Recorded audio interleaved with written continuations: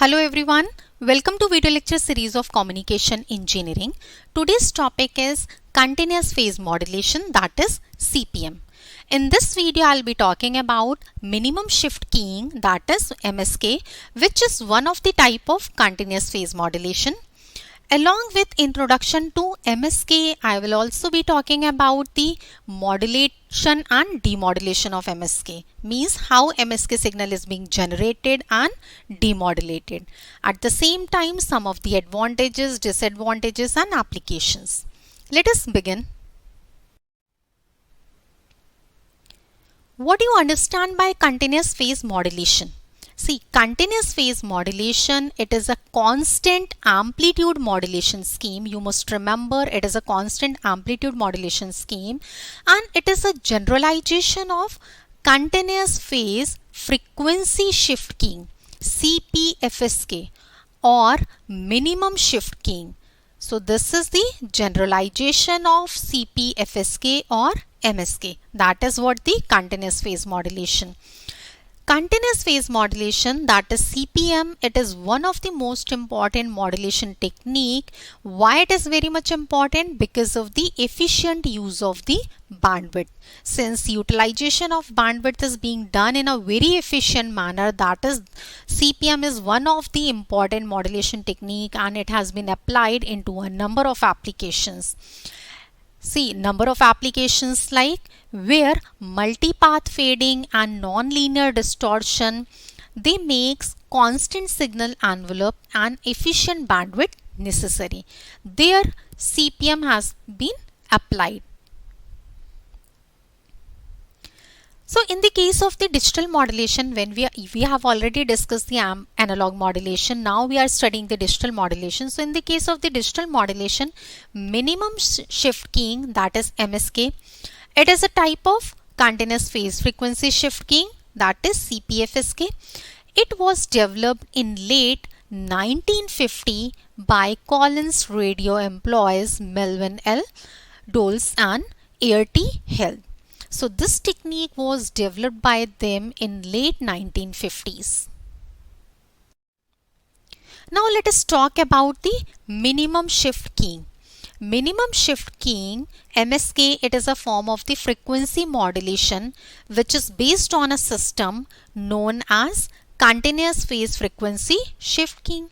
So here the MSK modulation is a constant envelope signal with continuous phase which results from modulating instantaneous frequency with rectangular pulses.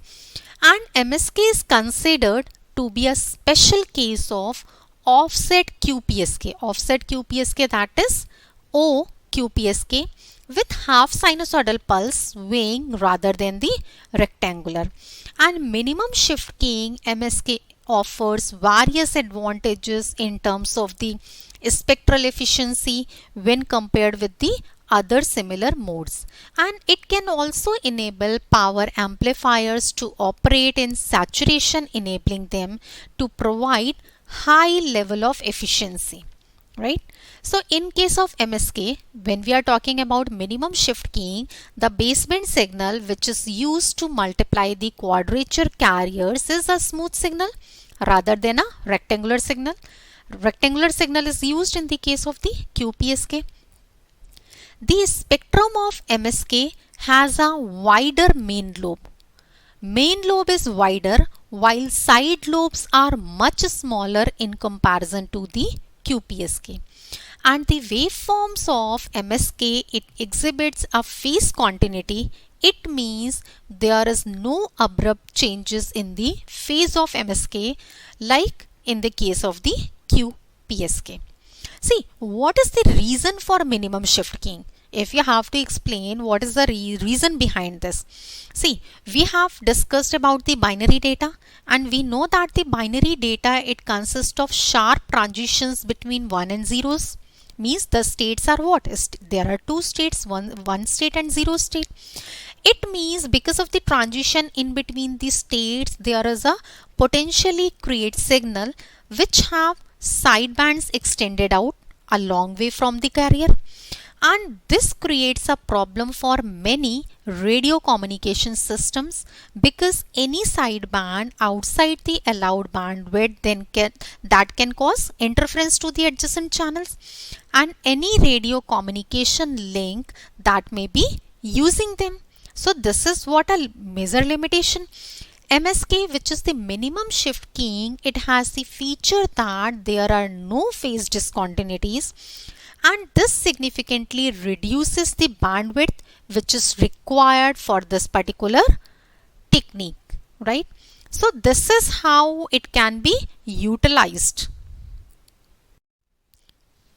Now let us talk about the various waveforms of minimum shift keying. Then I'll be talking about the transmitter and receiver design. So here you can observe various waveforms have been shown here. So let us discuss one by one. The waveform you can see in the case A. So this is nothing but the bit sequence waveform. So the typical data bit stream BT is the data bit stream. So here you can observe this is the data bit stream and overall bit stream is being divided in a odd bit sequence waveform and the even bit sequence waveform. B shows the odd bit sequence waveform and C shows the even bit sequence waveform, right? So the even bit stream means the C1 BET. It consists of the even bits like B2, B4, etc., right? And when we are talking about odd bit sequences, it will consist of odd number of bits like B1, B3, so on, right? So this is how in each bit, means each bit in both these streams is held for 2-bit interval. Here you can observe the bit is held for 2-bit interval, that is for TS it is equal to 2 TB. TS is what? 2 times TB. And TS is the symbol time you can observe over here. And the staggering process used in OQPSK, that is used in the MSK. It means the signal B0T and BET means the odd bit sequence waveform and even bit sequence waveform. They do not change simultaneously. It means they change one by one after every bit interval. You can see how the transition is being done. Means one by one after every bit interval TB. TB is the bit interval, right? So along with the even and odd bit streams which you have seen in this waveform B and C, 2 more waveforms are generated at the MSK transmitter. That is what? Sine 2 pi T upon 4B and cos 2 pi T upon 4B. So these 2 waveforms are also generated at the MSK transmitter, right? These 2 signals are produced in such a way that this particular sine passes through the 0. You can observe the solid one is being shown for the sine. So sine passes through 0 at the end of the symbol time in BET, right? You can compare with the even bit sequence, right? And cos 1 term, cos 2 pi T upon 4B, it passes through 0 at the end of the symbol time in B0 T. Here you can observe it passes at the time B0 T, odd number, right? So this is the waveform D, where these 2 waveforms which are generated at the MSK transmitter, those have been discussed. Now the product BET means even bit sequence with sine term and BO, odd bit sequence with cos. They are generated and they have been shown in the diagram, this E and F. E and F. E is the multiplication of BE, even bit sequence with sine term, and F is the product of B0 T into the cos term. So these are the 2 modulating waveforms of even and odd bit sequences. Now you can observe in the next case this G, H, and the last one is I. So G and H, these two waveforms of the sine term and sine 2 pi FHT and sine 2 pi FLT. This is for the, let me write it, sine 2 pi FHT, and the other is for sine 2 pi FLT. So these are the two waveforms related to these terms, and for these waveforms m it is equal to 5 is being taken, right? So m it is equal to 5 is being taken, and the values of FH and FL can be calculated. Just you have to understand how these bit plots, how these waveforms can be plotted over here. So G is related to the waveform of frequency FH, FH waveform that is related to the waveform of frequency FL, and FL and FH, these two terms you can compute, right? So frequencies FH and FL, they must be chosen in such a way that the cos 2 pi FHT, sin 2 pi FLT, they are the orthogonal over the interval TB. So the selection of these frequencies, they are also very, very important, right? Which is being done in this particular case. At the same time, the last waveform, which is the waveform number I, that shows the final MSK waveform. This is the final MSK waveform of frequency FH. What happen if you compute B0 and BE, means odd bit sequence and even? If B0 T, that is equal to minus of BET, let me write it. If B0 T, that is equal to minus of BET, it means the transmitted waveform has a frequency of FL, and this has a frequency of FL, and if these two terms are equal, means B0 T, that is equal to BET. Now the transmitted waveform is of the frequency FH. This is how the selection criteria is. So I hope now you will be able to explain the MSK waveforms. Now let us talk about the block diagram of MSK transmitter. So this is how you must draw the block diagram. So in this block diagram, you can observe there are two band pass filters, adder, subtractor, and finally summer is there, and at the output we will be getting the MSK signal, which is represented by ST. So here the two sinusoidal signals, one is sine omega CT, omega C is what, 2 pi FCT, and the other is cos omega T, which is nothing but cos 2 pi T upon 4 TB. This, let me write it, cos 2 pi small t upon 4 capital TB, right? So these two sinusoidal signals are multiplied, or you can say they are mixed, and then the band pass filters, there are two band pass filters. So these band pass filters then pass only the sum and difference component. One band pass filter pass the sum component, other is capable to pass the difference component. What is the sum component? FC plus FB upon 4, and the difference component is FC minus FB upon 4. And the outputs from the band pass filter, means these two outputs from the band pass filter are then added and subtracted. See, adder and subtractors are having two inputs, one from the band pass filter 1, another from the band pass filter 2. So there, now these outputs are applied for the adder and subtractor such that the two signals XT and YT are generated. In the upper section you can observe the signal XT is generated, and the lower section you can observe the signal YT is generated. Now signal XT, that is multiplied by this term under root 2 PS B0 T, and YT is multiplied by under root 2 PS into BET. Then the output of these two multipliers are added over here, and finally the MSK signal is being generated. So this is how, this is very simple. You can explain how the block diagram, you will be able to explain it. Here the FH, if you have to write this particular term, that is nothing but FC plus F of B upon 4, and FL, that is FC minus FB upon 4.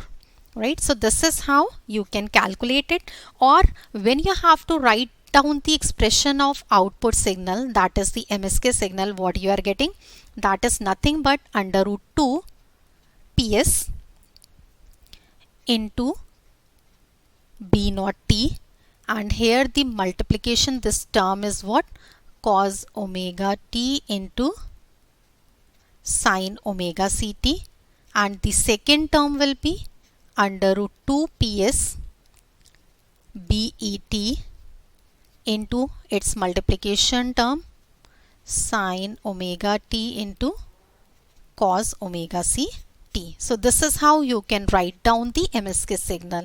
And omega C, you remember that this is nothing but 2 pi FC. Right? So this is how you will be able to explain this particular block diagram. Detection of MSK, that is MSK receiver block diagram. So in this block diagram, you can see what are the major components of the receiver section. Integrator, decision making device. In this block diagram, you can observe that the input is the received MSK signal, means the ST, whatever we have got in the case of the generation. Now MSK, it uses synchronous detection, and the received MSK signal is being applied at two parts, means for the upper section, for the lower section. And since MSK uses synchronous detection, means the signal XT and the signal YT, they are multiplied with the received MSK signal, and XT and YT have the same values as I have shown in the case of the transmitter block diagram. And the output of the multiplier, there are two outputs, output number 1 and output number 2. Output number 1 is the BOT, odd number, BET, even number. So the output of the multipliers are BOT and BET. Now they have been applied to the integrator. So integrators integrate it over the period. This period is twice of TB. You can see the limit is from minus TB to TB, means minus TB to 0, 0 to TB. So the total period is 2 TB. So for the upper correlator, the sampling switch S1. For lower correlator, the sampling switch is S2. So the sampling switch samples output of integrator for upper switch at a rate T is equal to 2K plus 1 TB, and for lower switch the rate is 2K plus 2 into TB. Then it is sent to the decision making device. So the upper decision making device, it observe whether B naught T is plus 1 or minus 1. Similarly, lower devices also.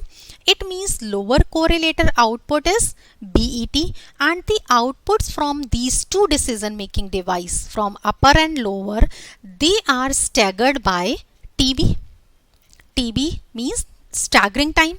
So the switch S3, which is available at the output side, the switch S3 that is operated at T is equal to K into TB, and it simply multiplexes the two correlator outputs. So whatever we are getting from one correlator, whatever we are getting from the second correlator, that is to be multiplexed, and at the output we will be getting the bit stream or the original data. So this is how you can explain the MSK receiver block diagram. Now let us talk about the advantages and disadvantages of MSK in comparison to QPSK. So first we are discussing about the advantages. The MSK baseband waveforms, they are smoother in comparison to the QPSK. Second advantage is MSK signal has a continuous phase. There is a continuation in the phase. In all the cases, while QPSK has abrupt phase shift of pi by 2 or pi. Next advantage is MSK waveform, it does not have amplitude variations, whereas QPSK signal have abrupt amplitude variations. Main lobe of MSK is wider than QPSK. Main lobe of MSK, it contains approximately 99% of the signal energy, while QPSK main lobe contains approximately 90% of the signal energy. Side lobes of MSK are smaller than the QPSK. Hence, interchannel interference because of side lobes that is significantly large in the case of the QPSK. And to avoid interchannel interference, which is because of the side lobes, QPSK needs bandpass filtering, while bandpass filters are not required in the case of the MSK. So these are the various advantages. Now some of the drawbacks or the disadvantages or limitations. In MSK, bandwidth requirement is 1.5 times FB, while it is FB in the case of the QPSK. Actually, you can say that this is a serious drawback of MSK because power to bandwidth ratio of MSK is more, right? Power to bandwidth ratio is large over here, and in fact 99% of the signal power can be transmitted within the bandwidth of 1.2 FB in MSK. Second point, generation and detection of MSK is slightly complex. You have seen the block diagram, so this is relatively complex. Because of incorrect synchronization, if there is incorrect synchronization, phase jitter can be present in the case of MSK, and which degrades the overall MSK performance. So this is one of the drawback also. So these are the various advantages and disadvantages of MSK in comparison to QPSK. Thank you so much for watching this video.